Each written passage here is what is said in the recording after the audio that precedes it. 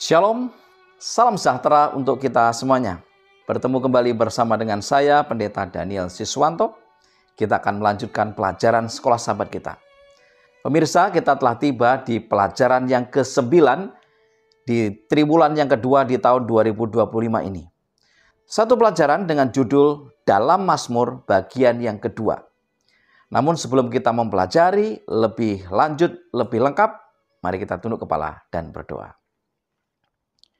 Bapa di surga, bila mana kami akan mempelajari kebenaran firman Tuhan melalui pelajaran sekolah sahabat, urapi kami dengan kuasa Roh Kudus Tuhan. Mampukan kami untuk mengerti dan memahami akan firman-Mu. Berkati pemirsa dimanapun mereka berada ya Tuhan. Dalam nama Yesus kami berdoa. Amin. Dalam Mazmur bagian yang kedua. Ayat inti terdapat di dalam Mazmur 67 ayat 4 dan yang kelima. Kiranya bangsa-bangsa bersyukur kepadamu ya Allah. Kiranya bangsa-bangsa semuanya bersyukur kepadamu. Kiranya suku-suku bangsa bersukacita dan bersorak-sorai. Sebab engkau memerintah bangsa-bangsa dengan adil dan menuntun suku-suku bangsa di atas bumi. Selah. Saudara, inilah ayat inti kita. Pekan ini, 4 mazmur pilihan akan menarik perhatian kita kepada Allah sendiri. Mazmur 46, Allah adalah tempat perlindungan kita. Mazmur 47, Tuhan adalah Raja kita. Mazmur 75, Allah adalah Hakim kita. Dan Mazmur 67, Allah adalah berkat bagi kita. Mari kita pelajari secara lengkap. Di pelajaran hari Minggu dengan judul Penolong dalam Kesesakan. Mazmur 46 memberikan kita harapan dan janji bahwa di tengah kehancuran dan pencobaan serta penderitaan dan peperangan yang kita hadapi, pada akhirnya kita harus bersikap diamlah dan ketahuilah bahwa akulah Allah. Mazmur 46 ayat 11, dan untuk beristirahat dalam kepastian bahwa suatu hari nanti semua ini akan berakhir dan bahwa Tuhan akan ditinggikan di bumi. Ketika Mazmur 46 ayat 3 menyerukan, sebab itu kita tidak akan takut. Sekalipun bumi berubah, sekalipun gunung-gunung goncang di dalam laut, kita diingatkan akan peristiwa yang akan terjadi pada kedatangan Yesus yang kedua kali. Wahyu 6 ayat 14, maka menyusutlah langit bagaikan gulungan kitab yang digulung dan tergeserlah gunung-gunung dan pulau-pulau dari tempatnya. 2 Petrus 3 ayat 12, pada hari itu langit akan binasa dalam api dan unsur-unsur dunia akan hancur karena nyalanya. Saudara, dunia kita saat ini dengan segala kejahatannya yang menyertainya tidak akan bertahan selamanya. Dan apa yang datang setelahnya menjanjikan kita sesuatu yang sekarang hampir tidak dapat dipahami oleh pikiran kita. Namun untuk saat ini, kita hanya perlu bertahan, tetap dalam iman dan berpegang teguh pada wahyu Tuhan yang kita miliki, terutama di dalam Yesus di kayu salib. Di pelajaran hari Senin dengan judul Harapan di Tengah Gejolak.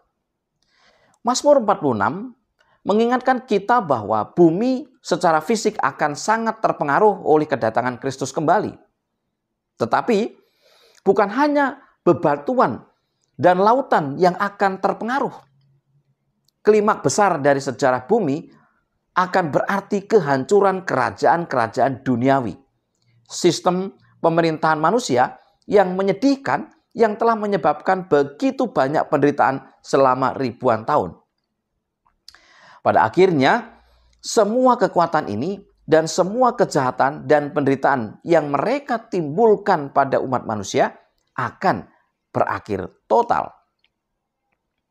Penglihatan Daniel 7 menunjukkan kepada kita lautan badai di mana bangsa-bangsa di dunia bangkit.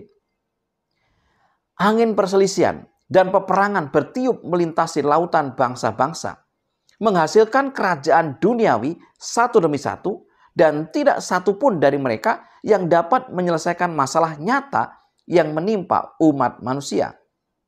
Para pemimpin duniawi yang berani, yang kita percayai, hampir selalu terbukti sama berdosa dan egoisnya dengan kita semua. Tak satu pun dari kerajaan yang diperlihatkan kepada Daniel terbukti menjadi rumah yang aman bagi umat Tuhan, meskipun beberapa lebih baik dari yang lain. Yesus mengajarkan bahwa dunia akan bergerak ke dalam kekacauan yang lebih dalam ketika kita mendekati saat kedatangan Kristus kembali. Matius 24. Tetapi kita dapat bertahan dalam iman, terlepas dari kondisi planet kita. Karena kita dapat mengetahui bahwa Tuhan tidak kehilangan kendali dan bahwa Dia akan menepati janjinya. Dalam Mazmur 46 ayat 7 sampai dengan 8. Bangsa-bangsa ribut, kerajaan-kerajaan goncang. Ia memperdengarkan suaranya dan bumi pun hancur. Tuhan semesta alam menyertai kita. Kota benteng kita ialah Allah Yakub. Di pelajaran hari Selasa dengan judul Di Bawah Kakinya. Kaki digunakan pada zaman kuno untuk mewakili kepemilikan. Contoh. Yang pertama dalam Kejadian 13 ayat 17. Bersiaplah, jalanilah negeri itu menurut panjang dan lebarnya. Perintah Tuhan kepada Abraham, sebab kepadamulah akan kuberikan negeri itu. Yang kedua, Mazmur 47 ayat 1 sampai dengan 4. Hai segala bangsa, bertepuk tanganlah, elu-elukanlah Allah dengan sorak-sorai. Sebab Tuhan yang maha tinggi adalah dahsyat, Raja yang besar atas seluruh bumi. Ia menaklukkan bangsa-bangsa ke bawah kuasa kita, suku-suku bangsa ke bawah kaki kita. Berbicara tentang apa yang Kristus akan lakukan pada akhir milenium, Ellen G. White menulis, Kristus turun ke atas bukit Zaitun, dari mana ia naik ke surga. Setelah kebangkitannya, dan di mana malaikat-malaikat mengulangi janji mengenai kedatangannya kembali. Nabi berkata, lalu Tuhan Allahku akan datang dan semua orang kudus bersama-sama Dia. Pada waktu itu kakinya akan berjejak di Bukit Zaitun yang terletak di depan Yerusalem di sebelah timur. Bukit Zaitun itu akan terbelah dua sehingga menjadi suatu lembah yang sangat besar. Maka Tuhan akan menjadi raja di atas seluruh bumi. Pada waktu itu Tuhan adalah satu-satunya dan namanya satu-satunya. Zakaria 14 ayat 5, ayat 4 dan juga ayat 9. Sementara Yerusalem baru dengan kemuliaannya yang mempesona turun dari surga ke tempat yang telah disucikan dan dipersiapkan untuk menerimanya. Maka Kristus dengan umatnya dan malaikat-malaikat memasuki kota suci itu. Alfa dan Omega, jilid yang ke-8, halaman 700. Di pelajaran hari Rabu dengan judul Anggur dan Darah. Mazmur 75 ayat 3 sampai dengan 4. Apabila aku menetapkan waktunya, aku sendiri akan menghakimi dengan kebenaran. Bumi hancur dan semua penduduknya. Tetapi akulah yang mengokohkan tiang-tiangnya. Mazmur 75 adalah sebuah kisah yang tampaknya mengarah pada kehancuran terakhir orang fasik dalam Wahyu pasal yang ke-20. Umat Allah berada di dalam kota suci bersama raja mereka yang benar ketika pasukan kejahatan datang dan mengepung mereka. Dan kemudian mereka dihancurkan oleh Allah sendiri. Saudara, salah satu hal yang dikoreksi Tuhan dalam penghakiman adalah penyalahgunaan kekuasaan yang telah terjadi di dunia kita yang telah jatuh. Manusia yang jatuh tidak lagi hidup untuk orang lain atau untuk kemuliaan Tuhan, tetapi untuk diri sendiri. Setiap individu pada dasarnya berperilaku seolah-olah dia adalah Tuhan. Sebagai orang percaya, kita diingatkan untuk hidup dengan harapan dan tidak menilai masa depan dari kejadian terkini. Sangat mudah untuk putus asa karena kita melihat pilar-pilar peradaban terus terkikis oleh hati dan pikiran orang-orang yang tidak bertuhan, atau oleh mereka yang pandangannya tentang Tuhan tidak ditemukan dalam Alkitab. Saudara, kita saat ini hidup dalam periode di mana nilai-nilai moral, bahkan hal-hal mendasar seperti jenis kelamin manusia, laki-laki dan perempuan, telah diserang setidaknya di beberapa bagian dunia. Jenis-jenis amoralitas tertentu, hal-hal yang membuat banyak orang malu untuk membicarakannya, bahkan secara pribadi, sekarang dipuji dan dipuja di depan umum. Begitulah hal-hal buruk semakin menjadi-jadi. Meskipun kita harus melakukan bagian kita sekarang untuk mencoba membuat hidup lebih baik bagi orang lain, namun penting untuk diingat bahwa akan terjadi kehancuran total dari dunia saat ini dan penciptaan kembali yang supernatural juga akan terjadi setelah itu. Di pelajaran hari Kamis dengan judul Agar Keselamatanmu Diketahui. Mazmur 67 dimulai dengan seruan kepada Tuhan untuk menyinari kita dengan wajahnya supaya jalanmu dikenal di bumi. Mazmur 67 ayat 2 sampai dengan 3. Dalam rencana keselamatan, Tuhan telah menyediakan jalan bagi orang berdosa untuk diterima kembali ke hadiratnya yang langsung dan mulia tanpa dihancurkan oleh kemuliaannya. Dan bahkan sekarang dalam kehidupan ini, salib Kristus memungkinkan wajah Tuhan menyinari kita.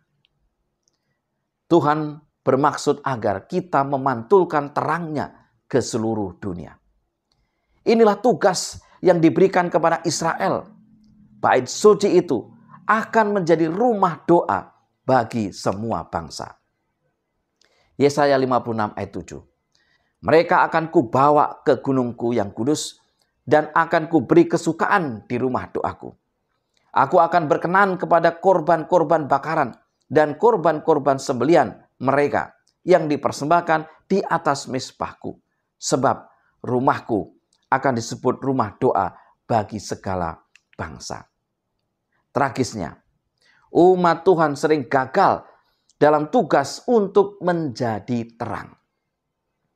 Catatan Israel dalam Perjanjian Lama berisi beberapa pasal kelam, seperti halnya catatan gereja Kristen selama 2 milenium terakhir.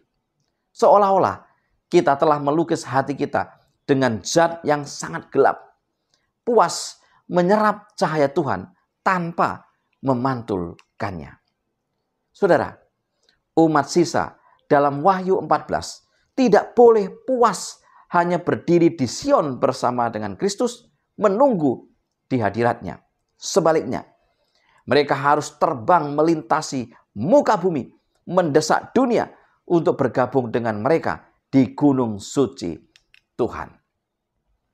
Sebagai kesimpulan pelajaran sekolah sahabat kita saat ini.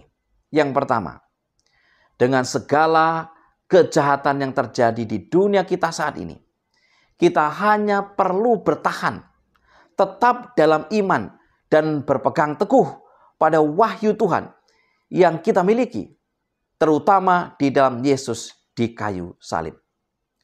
Yang kedua, dunia akan bergerak ke dalam kekacauan yang lebih dalam ketika mendekati kedatangan Kristus kembali.